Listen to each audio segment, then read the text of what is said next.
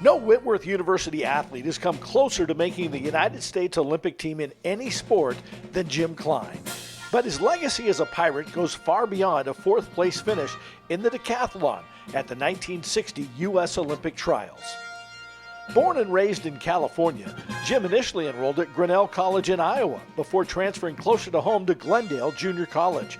It was there, at age 19, that he began to emerge as a promising decathlon competitor. He first gained national attention at the 1952 U.S. Olympic Trials, where he placed 15th. Jim served in the U.S. Air Force throughout the mid-1950s, continuing to train and compete during his enlistment. In 1956, he placed 11th in the U.S. Olympic Decathlon Trials, won the high jump at the Air Force Championships, and earned second place in the all-service decathlon. His athletic success in uniform foreshadowed a dominant run still to come. Following his service, Jim won the Southern Pacific AAU Decathlon title in December of 1957 and placed fourth in the National AAU Decathlon Championship later that year.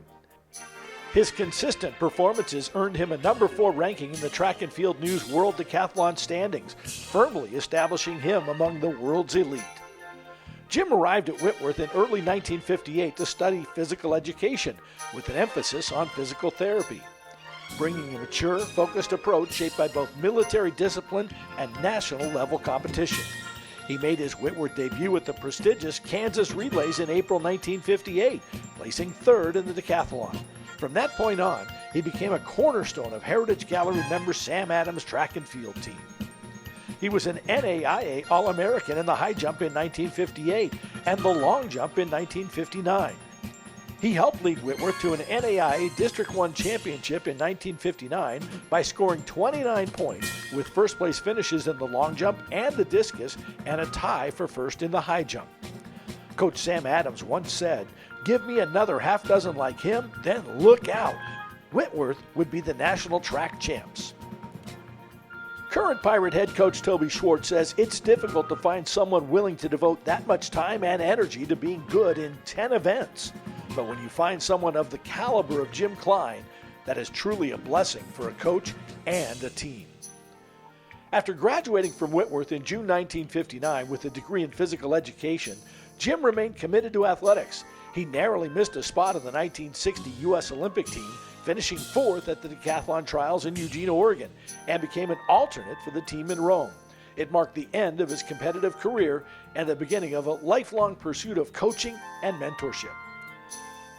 Jim relocated to Santa Barbara, California, where he became involved with Santa Barbara Athletic Club and began coaching at nearby Westmont College in 1961.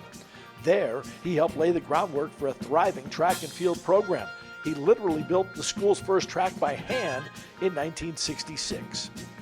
At Westmont, Jim coached 3 NAIA national champions and 32 All-Americans, despite the fact that his athletes would have to drive hundreds of miles to make the national meets. 2 of his Westmont student athletes went on to make Olympic teams. Jim Howard competed for the United States and finished 4th in the Olympic decathlon in Tokyo in 1964. Jean-Louis Ravello Manansoa was a 2-time 60-yard dash champion at the NAIA Indoor Track and Field Championships and the 1972 100-meter champion outdoors before competing at the 1972 Munich Olympics for Madagascar. Russell Smelly, Westmont's current head coach, says, "Jim built the track, he built the program, he built the team's reputation. Everything that stands here today is on his shoulders." In 1979, Jim became the head coach at Idaho State, leading the Bengals to a Big Sky title his first season. Boise State then hired Klein in 1982 to start its women's track and field program. He guided the Broncos to 4 Mountain West Conference Outdoor Championships. He was voted NCAA District 7 Coach of the Year in 1988. Jim retired from coaching in 1993 and returned to Southern California. He passed away in July of 2022 at the age of 90.